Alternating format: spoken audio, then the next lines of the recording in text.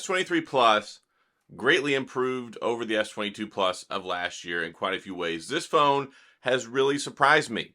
It surprised me in very key areas that I didn't think were going to get addressed because, well, the S22 Plus, kind of a not very memorable phone for me other than the fact that I didn't like it.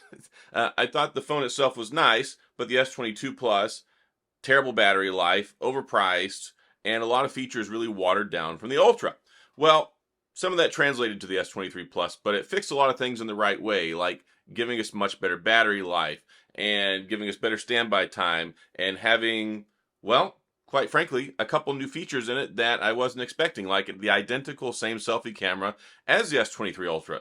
So there were a few things that came out of this that really surprised me, and, well, unfortunately, it's time for me to send it back. So the phone has been out for 3 months. I've had it well over a month, and I was very happy that Samsung finally worked with me and sent me this phone. So Samsung, if you watch this, thank you. I appreciate that.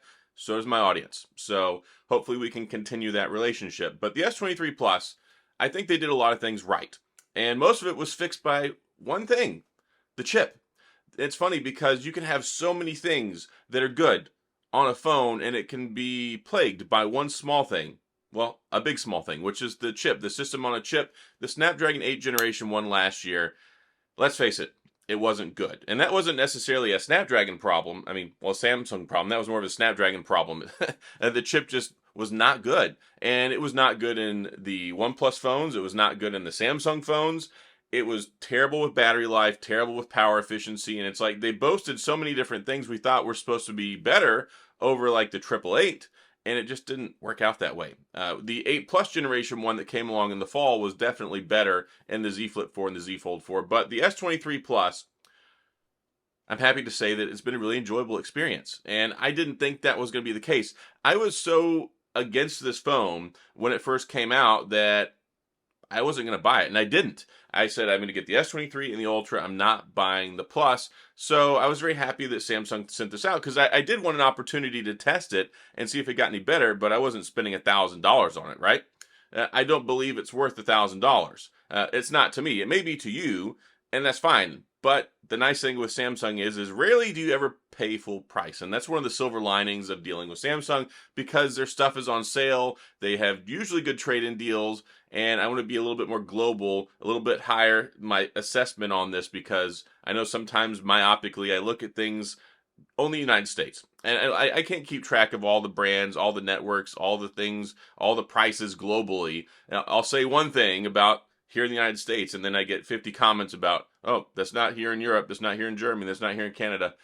I could only cover so many regions. So with the S23 Plus, likely you're not going to pay $999. And if you get it with a carrier, or if you had an opportunity to get it with a carrier, well, they had some great deals, like basically getting it for free if you traded in an old Samsung phone. That was a deal they were running for a while. If you could trade in a Samsung Galaxy S8 and basically get this phone for free, you pull off one of the greatest robberies that's not a robbery in the history of mankind. Because this phone, for a lot of folks, is a tremendous upgrade. It's got good cameras. They've even gotten better, especially with the implementation of the Snapdragon 8 Generation 2, because it has better AI, better machine learning, and improved how the processor works for the photos, especially with the new image signal processor. So even though it's basically the same cameras as last year, they're actually slightly better. But in my full review, I covered a lot of that stuff. Just talking about this from a 3-month perspective, that's when it was announced, 3 months ago. That's crazy. We're already into May of 2023. Like the year's almost halfway over. We've got Google I/O coming up. I mean, new Pixel stuff. The smartphone market never really sits too long. But if you were interested in getting one of these, there's hope because it's a really good experience. I enjoyed it. I like the form factor. I like how thin it is. It's very well balanced. I like that they took away that camera brick, that like the molding that was part of the frame that was attached to the camera. I didn't like that at all. And it made it wobbly. Like it made it very wobbly. This is not nearly as wobbly if you put it down on the table, you try and type on it. Haptic feedback is good.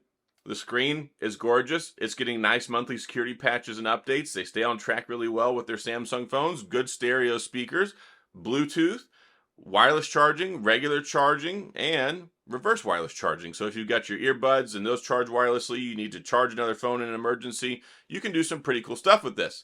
has the ultrasonic fingerprint scanner. So it has the real deal fingerprint scanner here. This is not an optical one. This one is more secure, better biometrics on it, and I like it. I think that Samsung, it's so crazy, because when they first brought this out in the S10, I was like, man, this is terrible. As my children would say, it's dog water. At least that's what I hear them yell at all the time on their online video games. And then it was bad with the S20. It was so bad with the Note 20 Ultra that I basically ditched that phone. I couldn't stand using it. It was so bad. And now it's industry leading, and it even works. This is a tempered glass screen protector that I put on here. And just some food for thought.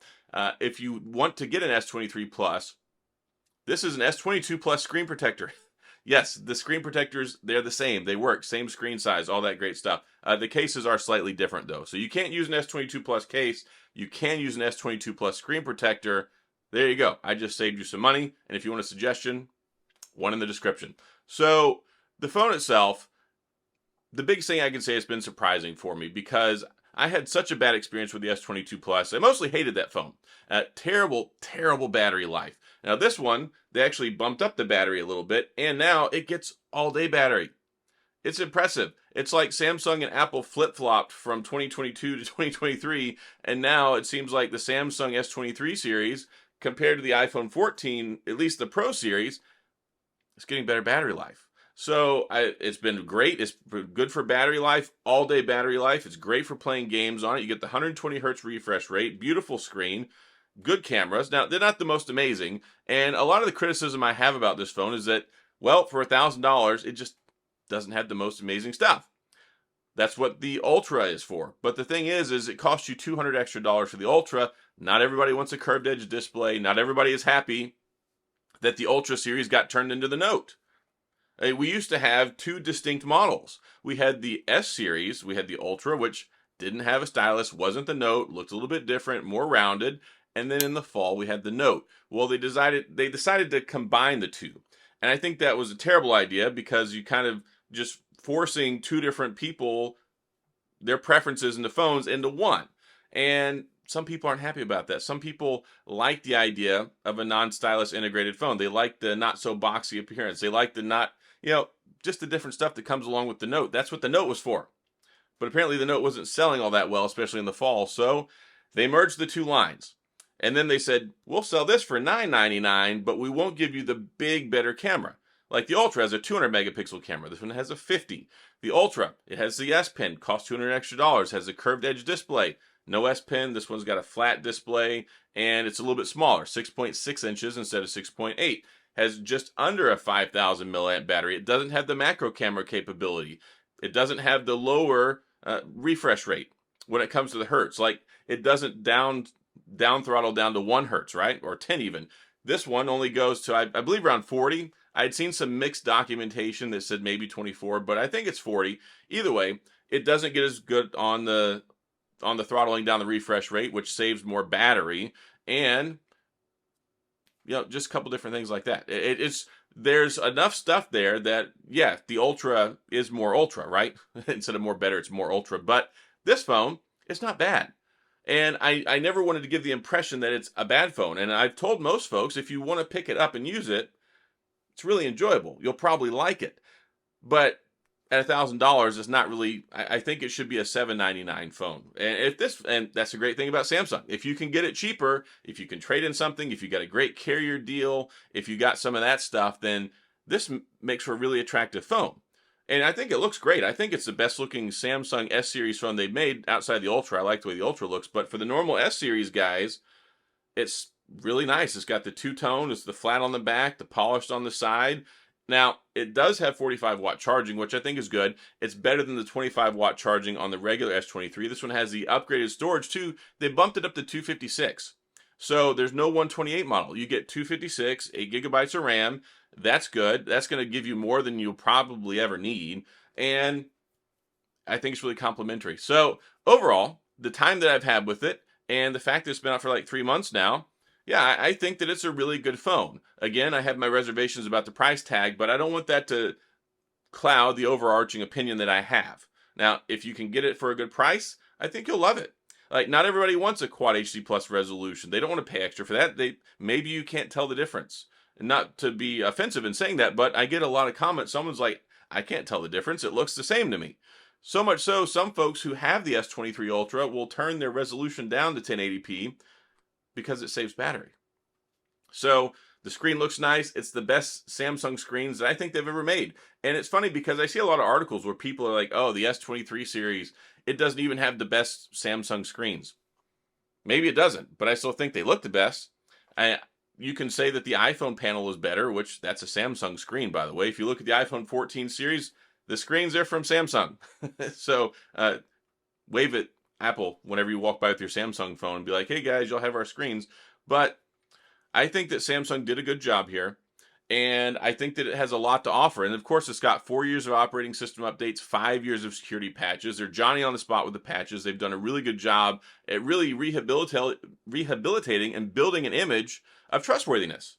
So there's a lot that's going on here. But I think that they nailed a lot of stuff, putting the Snapdragon 8 Generation 2 chip in here. And that's another talking point.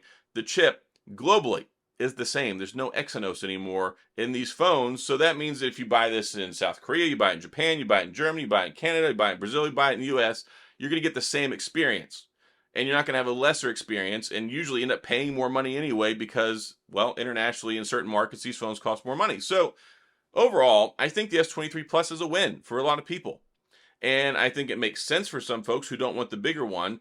Just try and catch it on sale. If you're okay with the price, if you get a good like $1,000 trade-in credit, or if you go through AT&T, Verizon, whatever deal you happen to get, or even internationally, other companies I know have different deals, then this phone's going to serve you well for a long time. It's going to last you for a long time, last you several years, tons of performance that you're not even tapping into most of the time. And one thing you may not know about the S23 series phones is they have a special version of the Snapdragon 8 Generation 2 that you can walk around proudly with. It's the Snapdragon for Samsung program.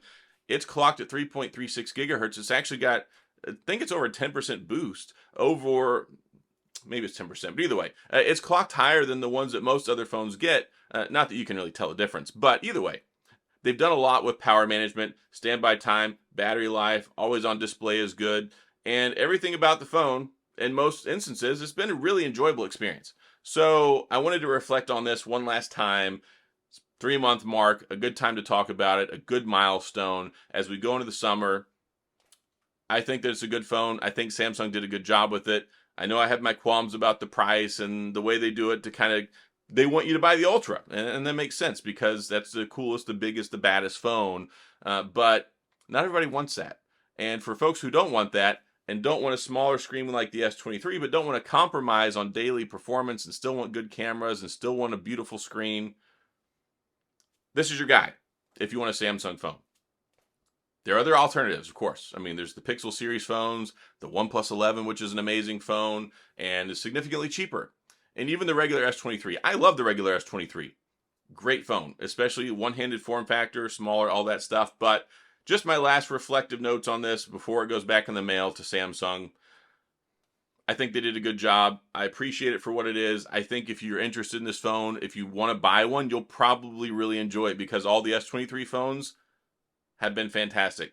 And I'm going to sign off with that one. So that's all I got in this video. If you have any questions, you have any comments, any thoughts or concerns, please go to the comment section. We can talk about it. If you enjoyed the video, if you like this stuff, if you like the Samsung videos, I make them quite often, you're in the right place. Hit the like, the subscribe button, and the little notification bell if you want updates when new videos come out, which is every single day.